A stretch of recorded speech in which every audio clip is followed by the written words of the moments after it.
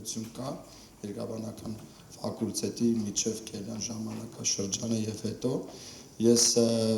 պատիվ եմ ունեցել տարիներ աշխատելու Լիձեն Արմենիա ընկերությունում որպես կայուն զարգացման գծով փոխնախագահ եւ մի քանի առիթ ունեցել ենք համալսարանում ներկայացնելու նախագիծը եւ ամենաբանից մեկը որ իրավաբանների ներկայացնելուց երկրաբանները ֆակուլտետի դեկանի ղեկավարությամբ խեղճ ուսանողներ եկան այն տրամադրվածությամբ որ պետք է քարկոծեն քարի վրա չթողեն այդ պրոյեկտից այսօր էականապես երկրաբանության ֆակուլտետը վստահենք արդեն որ ուսանողները ճիշտ ուղղության վրա են այդքանը Ուրեմն ժողովուրդ իմ բանը պրեզենտացիան կամ սահիկաշարը ավելի ժամանակակից հայկական բառ օգտագործեմ մենակ առաջի սլայդն է կամ սահիկը որը ընդհանուր հանքարդյունաբերության մասին է աշխարհում հետո հաջորդիվ սլայդերը ավելի կենտրոնացած են Զանգեզուրում տեղի ունեցած ուրեմն գործընթացների մասին տեղի ունեցող գործընթացների մասին բայց ես սիրով կպատասխանեմ նաև աշխարհում ինչ տենդենսներ եւ գործընթացներ կան, եթե այդպիսի հարցեր կլինեն։ Տեսեք, սկսենք մեր պրեզենտացիան ընդհանուր հանքարդյունաբերության մեջ այդ ESG կոչվող, այս ավելի շատ է երևի ես վերջերս լսում ESG բառը, քան կայուն զարգացումը, Ernst & Young այդ Big Four այդ մեծ քարյակի մեջ մտնող կազմակերպությունը տարեց ամեն տարի թարմացնում է այս հետազոտությունը, որը ուղղված է հենց ռիսկերի գնահատման հանքարդյունաբերության ոլորտում եւ 23 եւ 24 թվականի վերլուծությունները ցույց են տալիս, որ ամենաբարձր ռիսկը հանքարդյունաբերության տեսանկյունից դա համարվում է հենց ESG որ 2 տարի անընդմեջ պահպանում է իր առաջատարի դեպքերը, հատկանշական է, որ տեսեք, որ այդ license to operate կոչվածը, այսինքն դա այն պետական լիցենզիան չի, որի մասին որ դու թույլտվություն ունես այսքան հանքաքար արդյունահանելու, հետո վերամշակելու, խոսքը դրա մասին չէ, դա սոցիալական լիցենզիայի մասին է, այսինքն ներդրողները նույնպես դա գնահատում են որպես ռիսկ, ինքը ըստ էության ESG-ի մի մի կոմպոնենտ է, բայց այնքան մեծ է իր ռիսկի փորնակությունը, որ առանձնացել է եւ գնահատականի մեջ առանձին տեղ է գտել։ Սա պատկերն է ամբողջ հանքարդյունաբերության ամբողջ աշխարհում։ Սա մեծ հարցաշարեր են, ահագին գումար եւ ժամանակ եւ ռեսուրսներ են ծախսվել, որ մենք այսօր տեսնենք պատկերը։ Եվ առանձին ESG գործոնները այդ բնապահպանական, սոցիալական եւ կառավարման ինչ տեսանկյունից են դիտարկվում, եթե իրան էլ այդպես բաժանես տարբեր հատվածների, ներդրողի տեսանկյունից, եթե մենք այսօր ուզում ենք ներդրողին ներգրավենք Հայաստան, պետք է հասկանանք ինքը ինչ ձև է, ինչ մտավախություն ունի, ինչ ձև է մտածում, եւ սա այն պատկերն է ԲՍԿ տեսանկյունից, որն է ամենաառաջնահերթությունը իրան վախեցնում, ասենց ասում, կամ որտեղ է ինքը ավելի ամենաշատը հետազոտություններ իրականացնում միջև մտնի ձեր երկիր կամ մտնի մեր երկիր կոնկրետ ինչ-որ մի հատ ծրագիր եւ դա տեղական համայնքների վրա ազդեցությունն է Հայաստանում հանքարդյունաբերությունը այդ տեսանկյունից ունի իր առանձնահատկությունները, որովհետեւ գրեթե բոլոր հանքավայրերը գտնվում են կամ անմիջապես համայնքի հարևանությամբ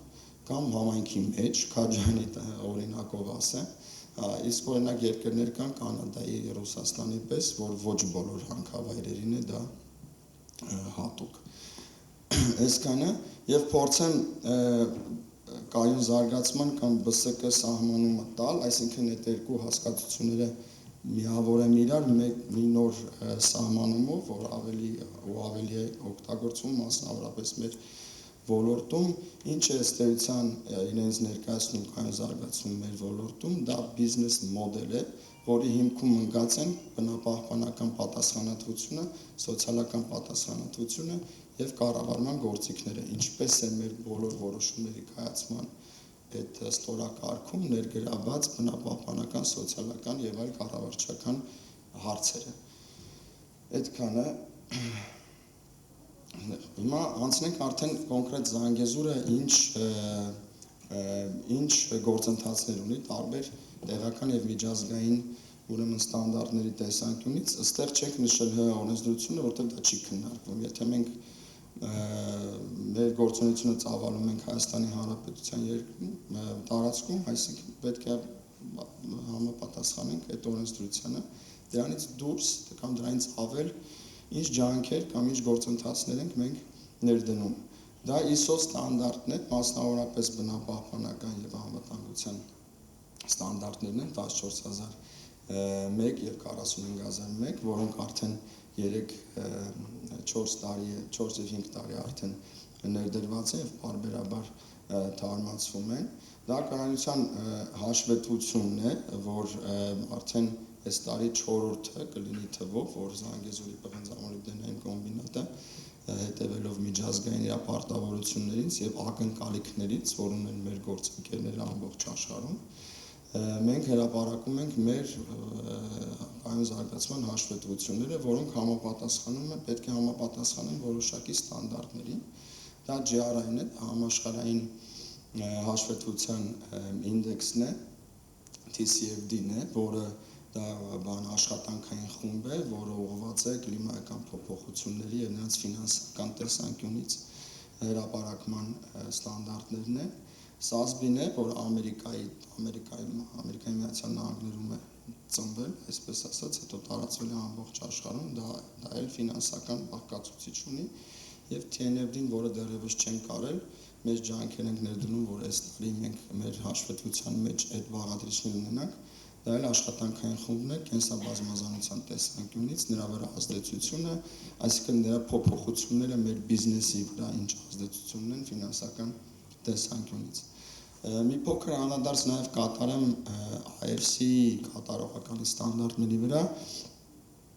IFC-ն դա միջազգային ֆինանսական կորպորացիան է, որը ներդրում է ինտերնել համաշխարհային բանկի, ինչի հենց շեշտադրումը հանքարդյունաբերողները սովորաբար դնում են այս կոնկրետ ստանդարտի վրա, դա բխում է մի քիչ նախապատմություն ունի,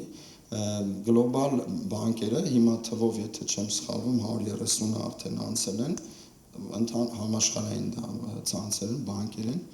որոնք մոտավորապես 80%-ն են ապահովում գլոբալ ներդրումային դաշտի, այսինքն մեծ մասն են կազմում, նրանք 22-23 տարի առաջ հավաքվել են եւ համաձայնվել են սկզբունքների շուրջ, որոնք կոչվում են անգլերեն equator, շատերը թարգմանում են դա որպես հենց էկվատորյան սկզբունքներ, սակայն հիմքում ընկած է անգլերեն բառը equate, հավասարեցնող սկզբունքներ են։ 4-րդ թե 5-րդ արդեն իտերացիան է անցել, բայց հիմքում ընկած է հետևյալ բանը։ Իրանք աշխարհը բաժանում են երկու մասի, ստեցակ երկրներ, որտեղի օրենսդրությանը եւ կոմպետենցիաներին մարմինները իրանք վստահում են, ներդրողներ եւ երկրներ, որոնց չեն վստահում բնապահպանական սոցիալական տեսանկյունից, ցավոք սրտի Հայաստանը ընկնում է երկրորդ զամբյուղի մեջ, որին չեն վստահում, եւ ասում են, եթե դու ուզում ես իմ փողերը, ուրեմն կանես IFC ստանդարտներով։ Կանես Հայաստանի, այդ լավ է, դու քո լիցենզիան կստանաս, բայց եթե իմ փողն ես ուզում, անպայման պետք է անես IFC-ով։ Եվ դա այդ պրինցիպների մեջ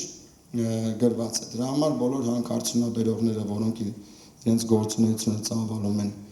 մեր պես երկրներով, որ ես ցավով եմ ասում, պետք է առաջնորդվեն բացի տեղական օրենսդրությամբ նաև IFC-ի այդ չափորոշիչներով կատարողականի։ Ինչպես նաև կան հանքարդյունաբերության ստանդարտներ, ինչպիսին ICMM-ն է, որը տարեցտարի ավելի մեծ թափ է հավաքում, գլխամասը Լոնդոնում է, իր նախագահան փոխվել է ծագումով էթնիկ հնդիկ է, ծնված Հարավային Աֆրիկայում, որ այսօր մեր ոլորտի առաջատարն է համարվում, հենց լիդեր բառեզբուն իմաստով, որը մեծ փոփոխություններ է մտցրել եւ ինքը իրանով այդ դվահանը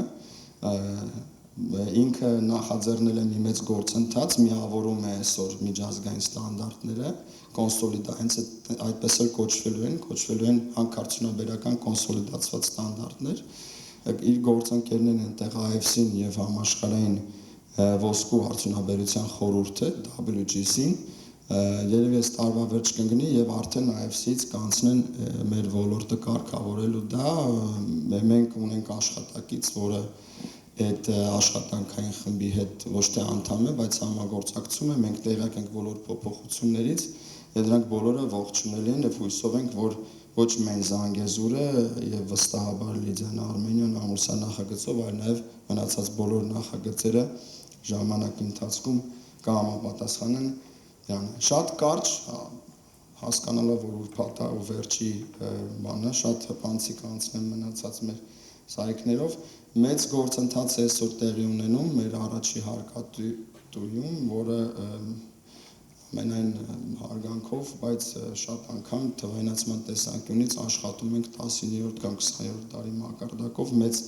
գործընթաց ենք նախաձեռնել եւ ընթացքի մեջ է թվայնացնում ենք բոլոր գործընթացները։ Դա հիմնական կոչվում է ERP, որը անգլերենից է, դա ռեսուրսների էֆեկտիվ պլանավորման արտակ է ստեղծում, որտեղ բոլոր գործընթացները ինտեգրվում են եւ քո գործունեությունը էլ ավելի էֆեկտիվ է դառնում եւ դա անմիջական կապ ունի նաեւ հարց կարող է առաջանալ ինչ կապ ունի դա օրինակային զարգացման, բնապահպանության, սոցիալական, անմիջական կապ ունի մասնավորապես աշխատանքային անվտանգության, բնապահպանական մոնիտորինգի մնացածի առումով հենց անմիջական կապ ունի։ Հենց օրինակ այն Մասոր պարոն Պետրոսյանը շեշտեց, ինչքան մենք երկար brainstorm-ներ ենք անում, երբ որ մեկին ինչ-որ նկատողություն ենք տալիս, այդ նկատողությունը տալուց հետո, եթե թվայնացված չի ձեր գործընթացը, մի մեծ process-ը միջև գնում հասնում է կադրերի բաժին եւ այլն։ Այս ամեն ինչը ավտոմատ թվայնացված, բարձ օրինակով ուզում ասեմ, ինչ մեծ էֆեկտ կարող է ունենալ ճիշտ համակարգի տեղադրումը։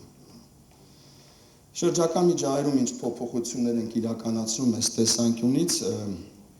այստեղ մենք փորձել ենք մաքսիմալ թափանցիկ եւ բարձ լինենք, մոնիտորինգի սարքավորումները ցավոք սրտի կարիք ունեն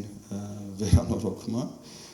եւ ոչ միայն վերանորոգման, այլ նաեւ արդիականացման, այս պայդրությամբ ամբողջ բնապահպանական մոնիտորինգը վերաիմաստավորվե, միգուցե կարելի ասել դաժան ամբողջ փիլիսոփայությունն է փոխվել, միջազգային խորհրդատուների ներգրավմամբ փոխվել են այդ բոլոր մոնիտորինգային սարքերը, արդիականացվել են ծրագրերը, համակարգերը, մեծ ուշադրություն ենք դարձնում իհարկե փոշու կառավարմանը, որովհետև կրկնվեմ պրեզենտացիայի սկզբում ասացի, Քաջանի հանքավայրը մասնավորապես գտնվում է քաղաքի մեջ։ Այսինքն փոշու կառավարումը, եթե այլ հանքավայրերի համար շատ ավելի հեշտ է, մեր համար նույն միջոցառումները կիրառելուց նույն տեսանելի էֆեկտը չես ստանում։ Ասեմ, այստեղ էմոցիոնալ բաղադրիչ կա, որտեղ մարդիկ որ տեսնում են փոշի, միանգամից ենթադրում են, որ դա եկավ հենց ուղղորդվեց որոշ ծրագրի կողմով, եկավ նստեց հենց իրանց բալկոնում, հենց իրանց ուրեմն շորերի վրա, հենց իրանց բան, այտենց բոլորը տենց են մտածում, բայց դա ամենևին այտենց չի կարող լինել, պարտադիր չի, որ դա այտենց լինի։ Դու կտեսնես փոշի, բայց նա քո վրա ազդեցություն չի։ Դա շատ նուրբ է հենց ԲՍԿ կառավարման տեսանկյունից, բայց չես կարող գնալ բոլոր թվերով բացատրել մարդկանց, հեռավորություն, չգիտեմ, խորանարդ մետրներ, բաներ, պետք է հենց անես, որ տեսանելին էլ հասնի, ինչքան էլ դու տեղում քաղաքում ստանդարտին համապատասխանում ես եւ թվերը խոսուն են, իրանք ցույց են տալիս, որ Քաջանում մոթը շատ ավելի մաքուր է, քան նույն Երևանում, դրա մասին արդեն գործընկերներ ասեցին, հաջորդին դա քիչ են կտեսավ փոշը, պետք է հենց անես այդ փոշին քիչ տեսնի։ Դրա համար էլ ավելի շատ ջանք ու եռանդ Զանգեզուրը կոնկրետ պետք է ներդնի, որ այդ տեսանելին էլ կարողանա հասցնի գոնե ընդունելի սահմաններին։ Այդտեղ էլ մեծ ներդրումներ են կանում, մասնավորապես նորություններից դա մառախուղային տնտանոթային համակարգերն են ու ջրցանի մեքենաները, ինչպես նաև հիմա դիտարկում ենք այս փոշու կառավարման կամ նստեցման համար հատուկ պոլիմերներ կան, հույսով ենք այդ 3 միջոցառումների համալիր կիրառման արդյունքում կունենանք արդեն բավարար արդյունքներ։ Առանձնահատուկ նաև ասեմ սեյսմիկ մոնիտորինգի մասին, որը ցավոք սրտի բացակայում էր եւ մենք այսօր թե Արցանիկի Պոչամբարում ունենք տեղադրված սեյսմիկ տվիչներ, թե մեր այլ լցակույտերում ենք պատրաստվում այս տարի տեղադրենք, այսինքն բերում ենք մոնիտորինգի համակարգը լրիվ ժամանակակից մակարդակի եւ ստանդարտի ռեկուլտիվացիան, որը հենց մեր ղեկավարության գալով առաջի քայլերից մեկը ներգրավեցինք միջազգային լավագույն փորձին տիրապետող խորհրդատուներից, ԱՄՆ-ից եկան, եւ դա էլ փոխեցինք, որտեղ փոչամբարի ամբողջ ներքևից վերև ռեկուլտիվացիոն աշխատանքներ են կատարվում, էական փոփոխություններ մտցրեցինք, արվում էին շատ լավ է, բայց պետք էր ավելի լավ անել ու մեր գնահատմամբ էլ ավելի բարելավեցինք այդ փորձը եւ այդպես շարունակ, այսինքն մեծ աշխատանք է կատարվում, որ բոլոր տեսանկյուններից բնապահպանական կառավարման մեր ոնց որ տնտեսության մարգարիտը անպատասխան ոնց որ պակաս չլինի միջազգային լավագույն կազմակերպություններից։ Ինչը մեզ հաջողվել է օրինակ միջազգային հաշվետվությունների տեսանկյունից, բայց դեռևս երկար աշխատանք ունենք անելու հենց տեղում, դաշտում եւ հարցերից մի քանիսը սրանք էին։ 6-րդ կետը օրինակ համայնքային համագործակցություն, ասես մի հատ խոսք կա միջազգային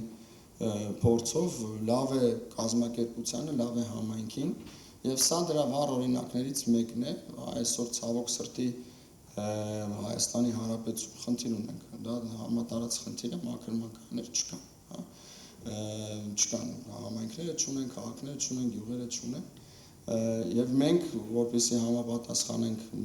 մեր արժեվ, մեր սեփական ձեռով դրած ստանդարտներին, պետք է տեղադրենք մաքրման կայան, բայց այստեղ հենց այդ բանն է, որ ծավալները մի քիչ մեծացնելով ամբողջ համայնքը կունենա մաքրման, ոչ միայն մենք կունենանք մաքրման կայան,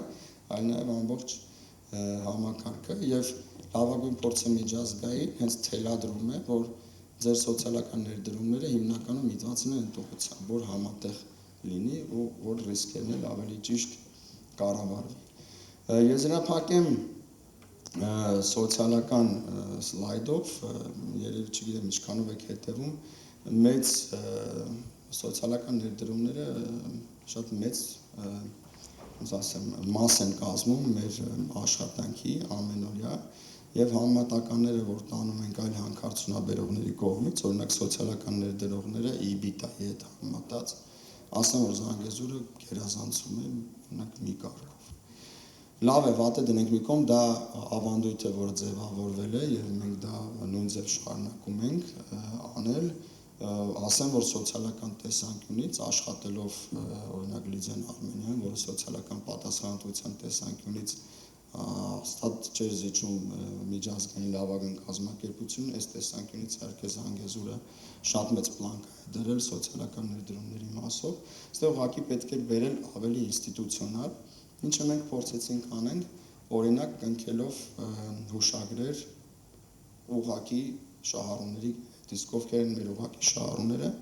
դա մարզպետարաններ, սկսեցինք իրենից, դա Կապանի խոշորացված համայնքներ, դա երկրորդներ եւ վերջում եզրափակվեց Քաջարյանի համայնքապետարանի հետ ուղղակի սոցիալական աջակցության ներդրումների պատասխանատվության վերաբերող հուշագրերի կնքման, այսինքն դրեցինք ինչ որ արվում էր ավելի ինստիտուցիոնալ հիմքերի վրա եւ մեկ այլ շատ չծանրաբեռնեմ, ինչ փոփոխություն ենք արել սոցիալական ներդրումների տեսանկյունից շատ էր Զանգեզուրը ծախսում գումար համայնքներից դուրս Երևանում, չգիտեմ, Գյումրիում եւ այլն, ինչը շատ լավ բան է եւ ողջունելի, սակայն սոցիալական պատասխանատվությունը ունի աշխարհագրական սահմաններ եւ մեր աշխարհագրական սահմանները դա մեր անմիջական ազդեցության համայնքներն են եւ մենք կենտրոնացնում ենք հնարավորինս հենց այդ համայնքներում, քանի որ դու առաջի հարկատու ես, դա անհնարին է 100%-ով անել, ակնկալիքները շատ են եւ պետք է նաեւ պատասխանատվությունը դուրս գա այդ սահմաններից, բայց հնարավորինս մենք սահմանափակել ենք ու այսօր դրա էֆեկտը տեսնում ենք։ Ուրեմն շատ կարճ մեկ օրինակ բերեմ, այսօր առողջապահական ծառայությունների մասով մարզպետարանի հետ համագործակցելուց մենք այնց ենք արել, որ մենակ մեր շահառուները, մեր աշխատակիցները իրենց ընտանիքներով չգնան Երևան բուժման։ Իհարկե, եթե կարիքները Կապանի եւ Քաջարյանի բավարարում են, եւ մենակ այդ գործիքները կիրառելուց հետո այսօր արդեն Կապան համայնքում մի քանի մասնավոր բժշկական բուժ հաստատություններ տարածքներման գալի մասնավոր բժշկական հաստատություն դեռ հիմնելու համար եւ թե մարզպետարանի թե մեր խորին համոզմամբ դա արդյունք է 2-3 տարվա շարունակական պրինցիպիալ պոզիցիա ցույց տալու, որ չէ, պետք է այստեղ փորձես բանանել, ընդհանուր միջև աշխատավարձերի կոմպենսացիա, կոմբինատ այսօր Կապանի եւ Քաջանի բժիշկներից Երևանից ովքեր գալիս են կոմպենսացնում ենք, որ կարողությունները բերենք այստեղ։ Հույսով ենք մեր մնացած բոլոր ուղղվածություններով մենք անուղղակի նման դրական սոցիալական ազդեցություն կունենանք ոչ միայն բժշկական կամ առողջապահական ծրագրերով, այլ նաեւ մնացած ուղղություններով։